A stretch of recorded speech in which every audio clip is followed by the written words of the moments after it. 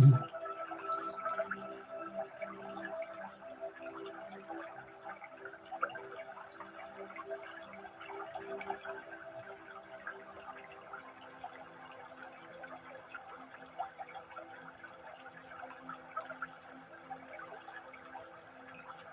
morning, Mizan. Thanks for coming.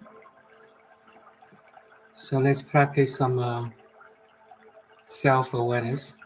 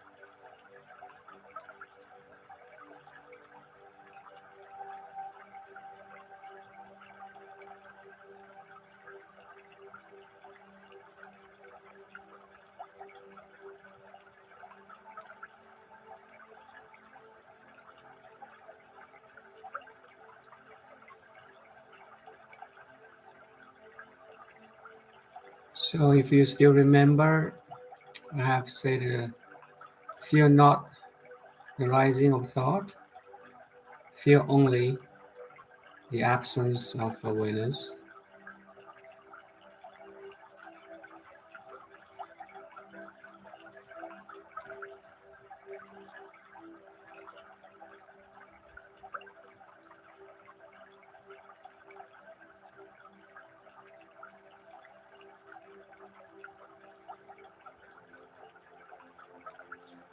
Actually, the awareness never be absent, right?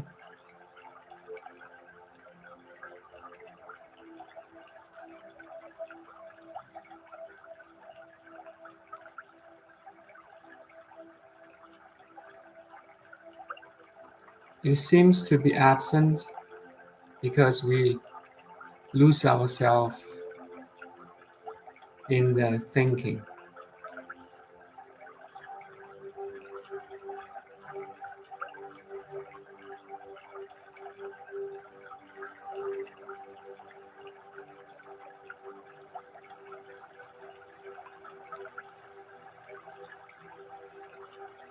But even that statement is not accurate.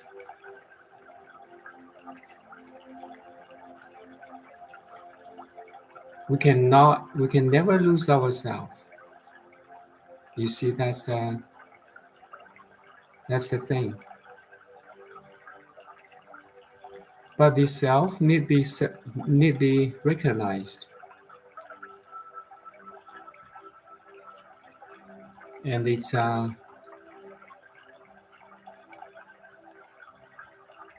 inward direction.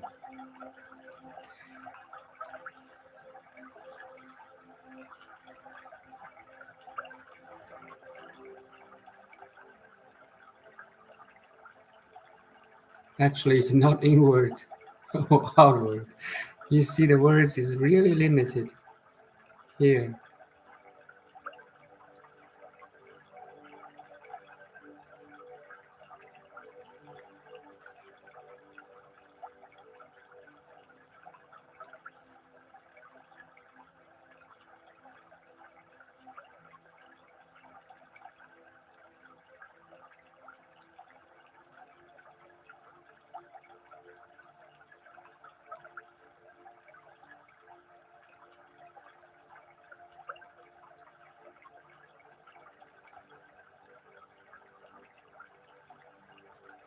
what I'm saying is that don't suppress the mental activities.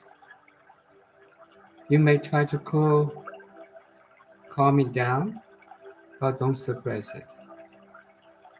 Purely observe.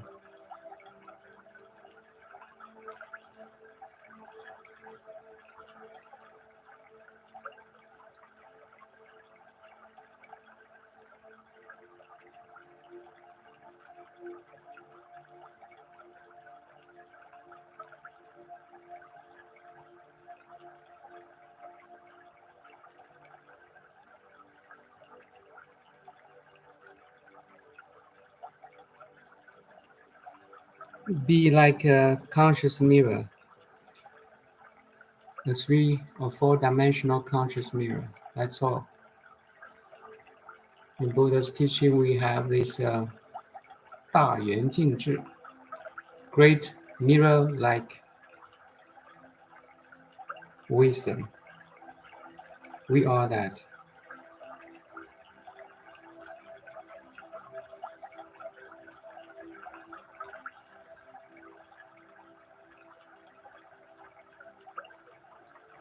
This great mirror has no boundary at all.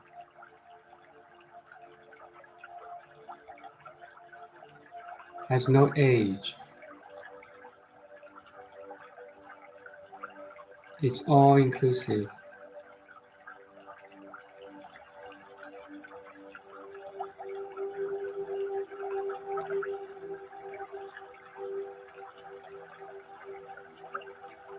You see, from this pure awareness arise differentiations. We can perceive apple, a tree, a person, an animal, a planet, a star, and so on. From this differentiation arise preference, likes or dislikes.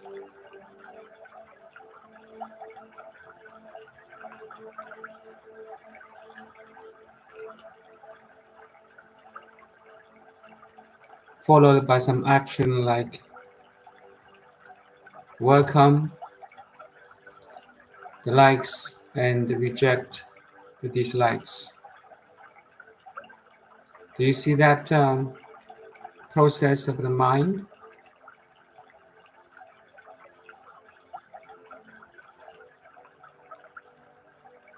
Which we normally call it ego.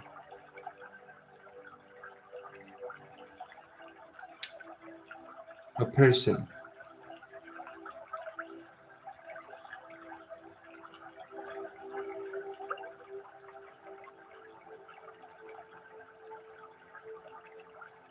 It's like, again, we are sitting in a huge Costco, sitting in the center of Costco, perceiving all the items and the racks in the boxes also, and we see so many different, veggies, meat, and tools, everything, right?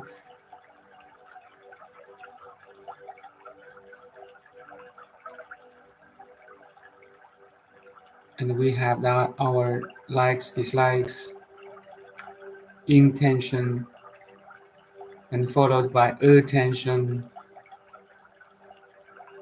You see, the mental activity is so subtle.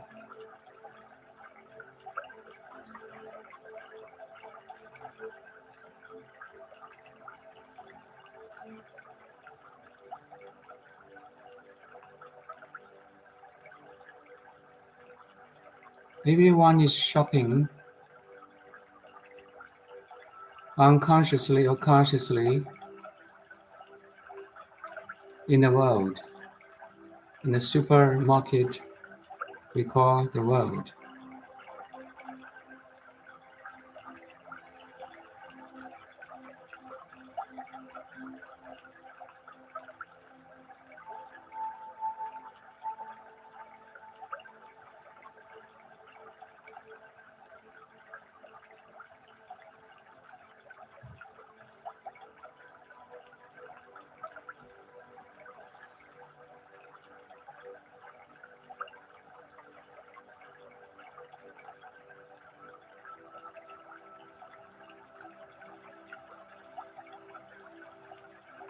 The beauty of the Buddha's teaching is that he used a very simple word, emptiness, to categorize or simplify all these mental activities: perception, preference, choices, action, intention, attention.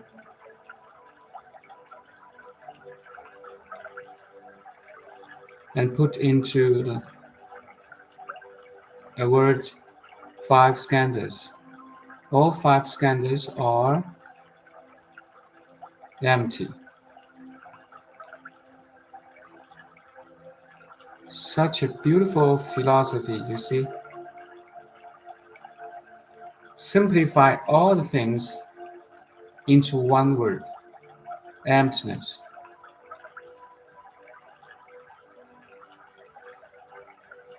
And if you know Nagarjuna, actually Nagarjuna is I think it's the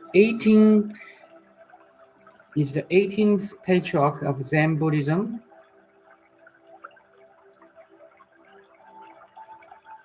You know, the first patriarch of Chan in China was Bodhidharma, right?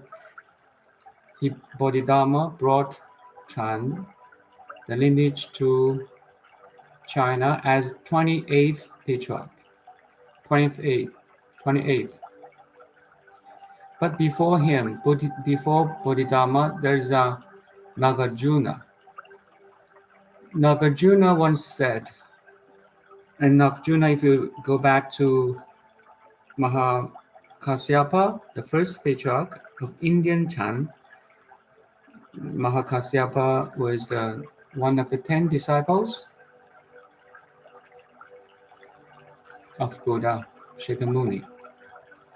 Anyway, Nagarjuna used he's a very practical philosopher.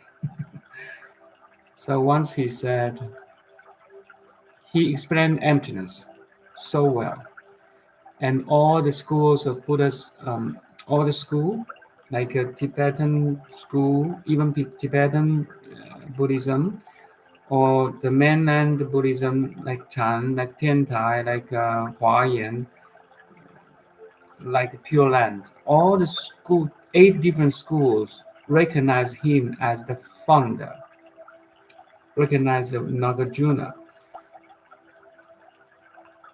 as the founder of their lineage.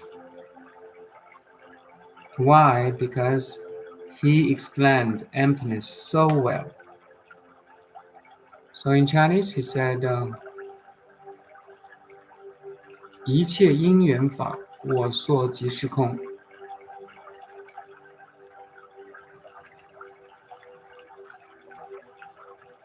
So he said, emptiness means the cause and effect.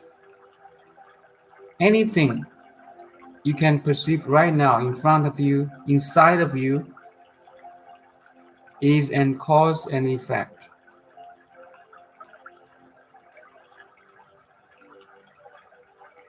If I say, for example, this cup came into existence. It can exist due to a lot of elements, right? It has to coexist with the material,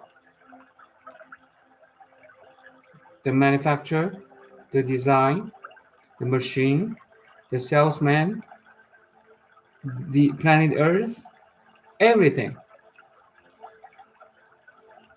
There's no independent self. The cup has no independent self. It has to depend on every other thing. So emptiness is not denial of existence. Emptiness is the insight to look into the phenomena world.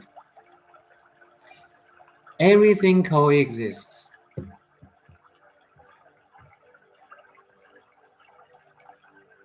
Everything is organic whole, in the dance of organic whole.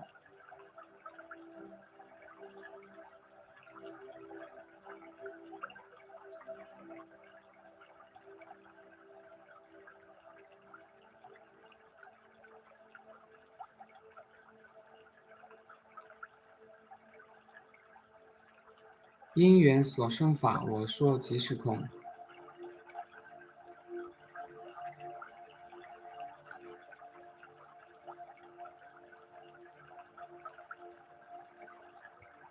Just give me 1 sec. I want to check the exact word he said.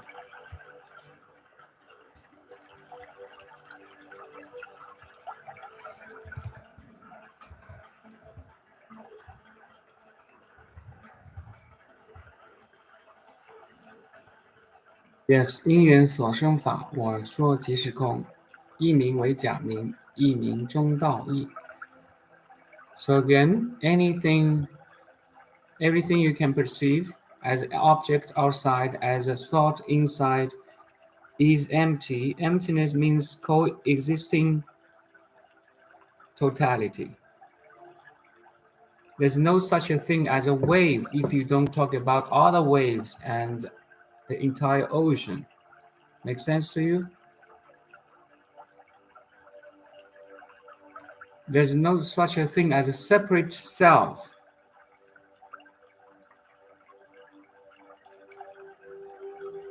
So separation is an illusion.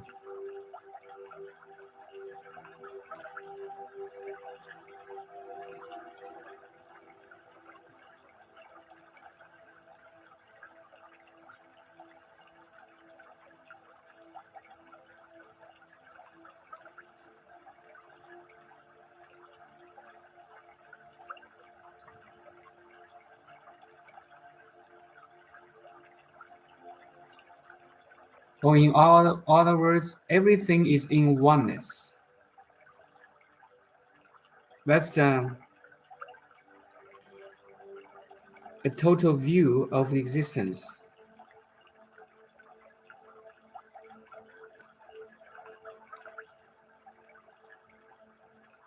And everything is in you, is in our awareness right now.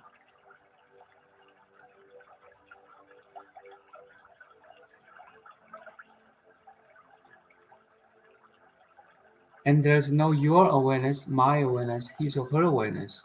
Awareness is one. You see that?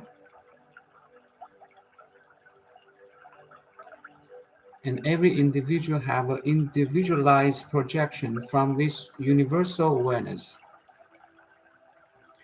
As Buddha, he can see the emptiness of all the contents of awareness,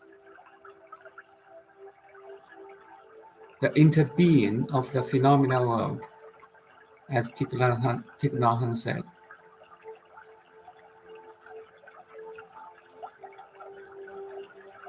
Then you have the eyes of Dharma. You can see through the things.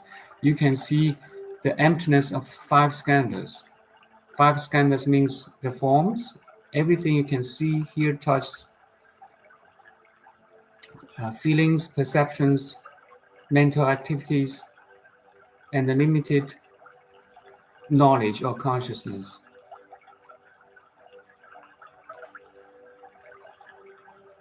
Basically, if we simplify, it's like will help your realization is you are a conscious mirror right now. They say 4-dimensional mirror, conscious mirror, reflects everything inside and outside. There's no outside actually. Everything is inside. If everything is inside, there's no inside either. You see, every word is in a relative relation. If everything is one, this one disappears too. But as awakened one, like Buddha, he has to use a relative word to teach the absolute That's the paradox. Every word is a dissection of the totality. Yet, once you realize your totality, every word is not a dissection because you are sitting in the totality. It's like in the silence. If you don't realize your inner silence, there's no inner or outer silence. Once you realize the silence, every vibration is silence.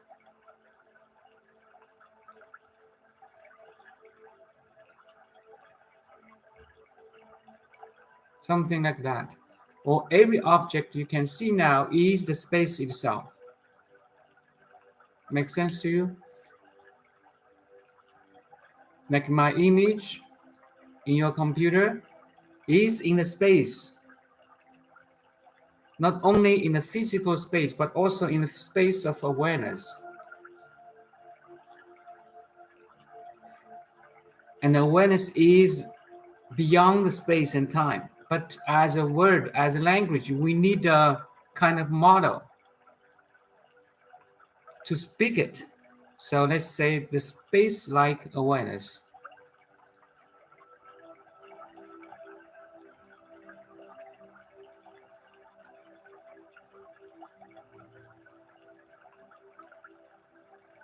Even Einstein said, every object in the space, in the physical space, is extension of the space itself. Normally, space separates us, right? We like to be separated by space. No, if once you identify you are the space, space unifies everything. That's a like a shift. Once you change your perception, everything changes.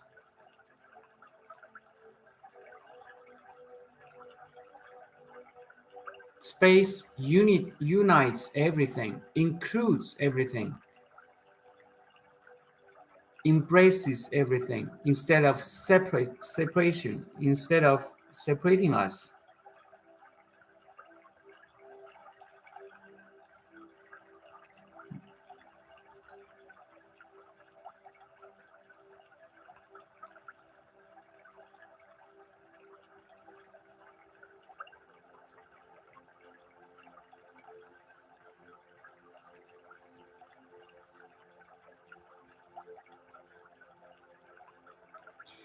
But as Robert Spira said, as a universal consciousness, he needs a point of view to see the world. You know what I'm saying now? So it like space itself cannot experience and coordinate, like a coordination in the space-time.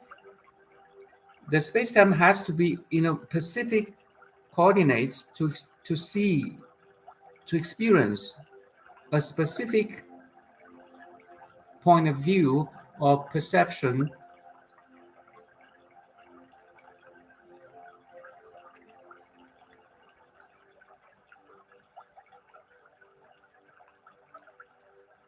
But as a coordinate of space-time, now you realize you are not a coordinate in the space-time. You are space-time in one coordinate, one dot. It's something like that. Hopefully I explain myself well. It's like the entire ocean experiences itself as a drop of water or wave to have that dynamics. But as a wave, now you notice, as awaken the wave, now you realize your entire ocean. That's all. And that shift of perception changes everything.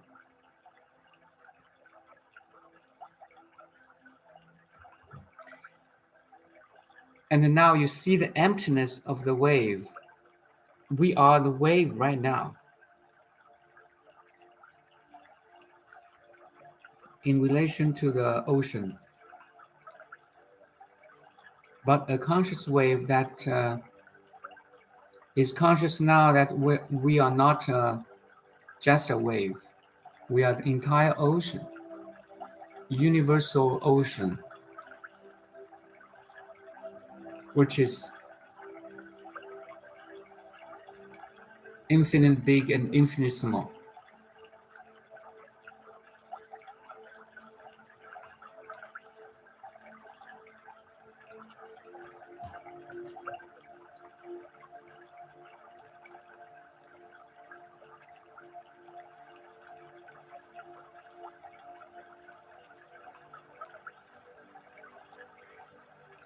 I only have 5 minutes to go, so I have to drive my kids for the soccer at 9:30. So,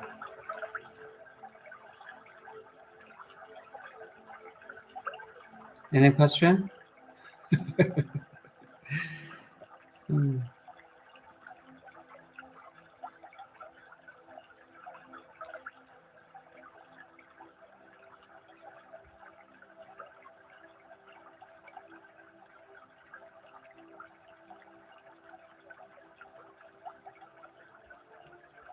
So live as pure, unlimited, loving awareness. That's all. That's all the sages teaching.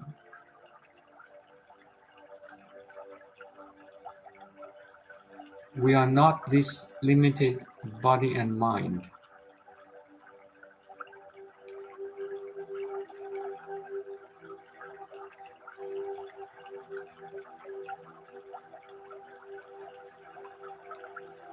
We are the infinite awareness.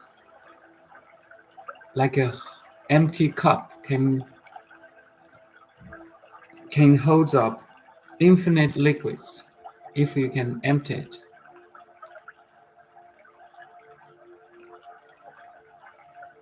The conscious mind is like a cup without boundary.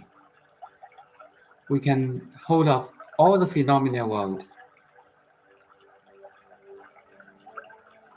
without attachments, judgments, and resistance.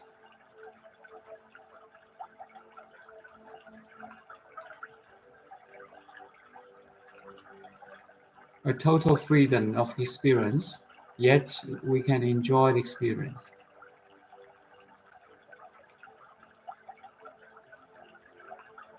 No experiences can damage the pure awareness, can condition the pure awareness, can hurt the pure awareness. No power of the experiences. All experiences has no power at all to hurt us as pure awareness.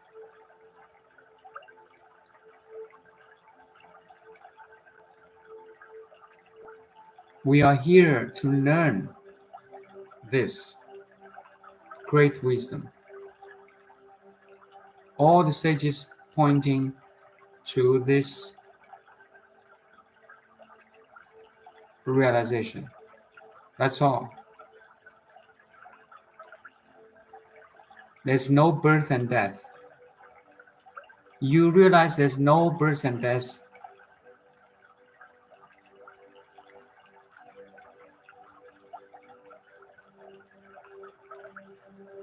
There's only life, a life without birth and death.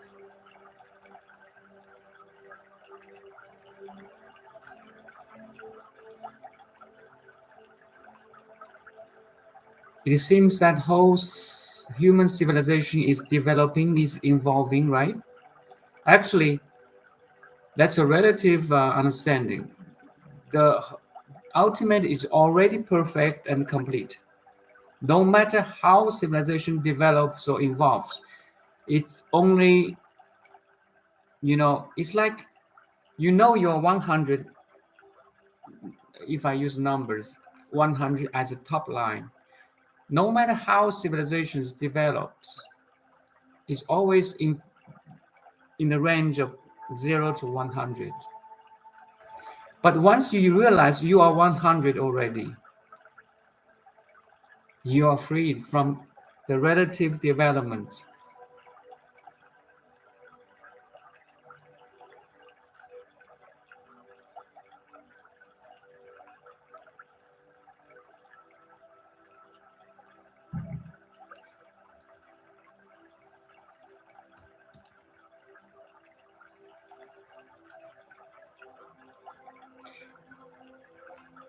Okay, maybe that's all for this morning. I may come to online, maybe 10:15. I will do a meditation there in the car. See you maybe at 10:15. Thank you.